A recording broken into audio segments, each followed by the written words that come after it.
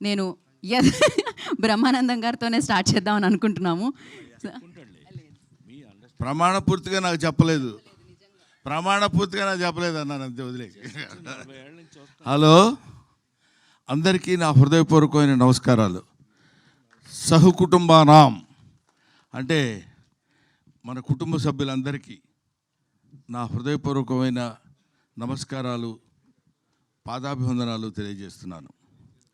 కొంచెం ఎక్స్ట్రాగా ఉన్నట్టుంది కదా డైలాగు, అయినా ఇక్కడ చెప్పాల్సిన అవసరం ఉంది కాబట్టి చెప్తున్నాను. ముఖ్యంగా ఈ సినిమాకి దర్శకుడు ఉదయించే శర్మ. ఇతను చాలా ఒబిడియంట్గా ఉంటాడు. నిజంగా ఇంత ఒబిడియంట్గా ఉంటాడేమో అనుకుంటాం మనం. సెట్లో అలా ఉండడు.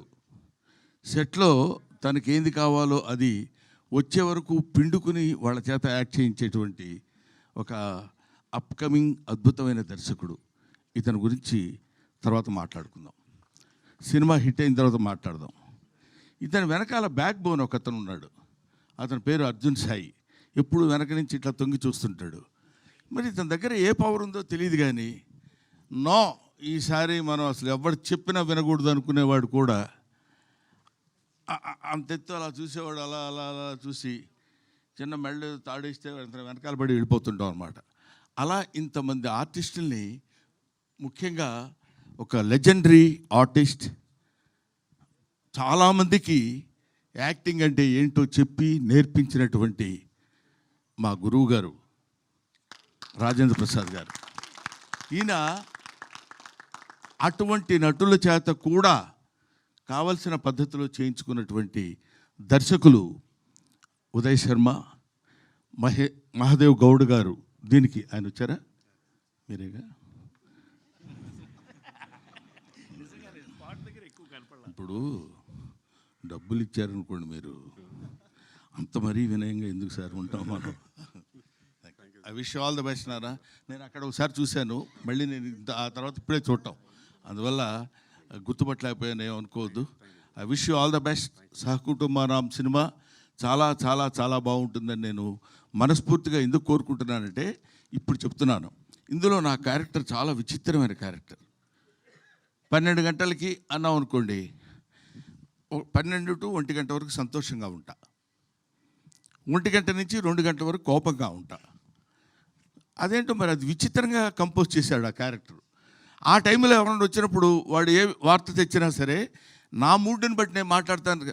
భోజనం చేశారండి అన్నాడు అనుకోండి, కోపంగా ఉన్నాను అనుకో, భోజనం చేయకపోతే గడ్డి తింటావా, ఏం మాట్లాడుతున్నావా నువ్వు అంట.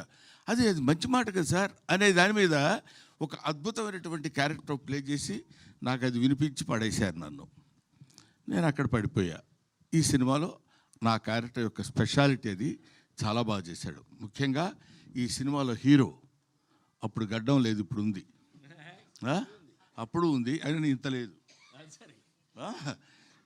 ఈయన ఈ కుర్రాడు బేసిక్గా డాన్సర్, ఫాదర్ కూడా డాన్సర్. సో చాలా ఈజీగా ఇంతమంది అతిరథ మహారథులు ఉన్నటువంటి ఈ సినిమాలో తన క్యారెక్టర్ని చాలా ఈజీగా, చాలా అలవోకగా చేస్తూ, దాన్ని ఏమంటారు, మరి ఎక్కడ ఇబ్బంది కానీ, లేకపోతే దాన్ని ఇబ్బంది పట్టడం కానీ, ఎదుటోళ్ళని ఇబ్బంది పెట్టడం కానీ. ఎందుకంటే బేసిక్గా తెలుగువాడు కాదేమో అన్న డౌట్ నాకు. ఏమండి, కన్నడ కదా, బెంగళూరు తెలుగు వాళ్ళు, అందువల్ల కన్నడ తెలుగు. ఈయన ఈ సినిమాలో యాక్ట్ చేసినటువంటి విధానం నాకు బాగా నచ్చింది. హీరోయిన్ రాలేదా? బాగాలేదు అదే. అందువల్ల హీరోయిన్ ఈయన ఇద్దరు కలిసి ఉన్నటువంటి సీన్స్లో నేను యాక్ట్ చేశాను. నాకు చాలా ముచ్చటగా అనిపించింది. ఈ సినిమా డెఫినెట్గా హిట్ కావాలి, హిట్ అయి తీరుతుందని నేను మనస్ఫూర్తిగా కోరుకుంటున్నాను. అది ఏదో ఇక్కడికి వచ్చి చెప్పేటువంటి మాట కాదు. చాలామందికి మామూలుగా ఏదో ఒక ఫంక్షన్కి వెళ్ళినప్పుడు ఈ ఫంక్షన్ చాలా సూపర్ హిట్ అవుతుందండి, అందువల్ల నేను ఇలా కావాలని కోరుకుంటున్నాను.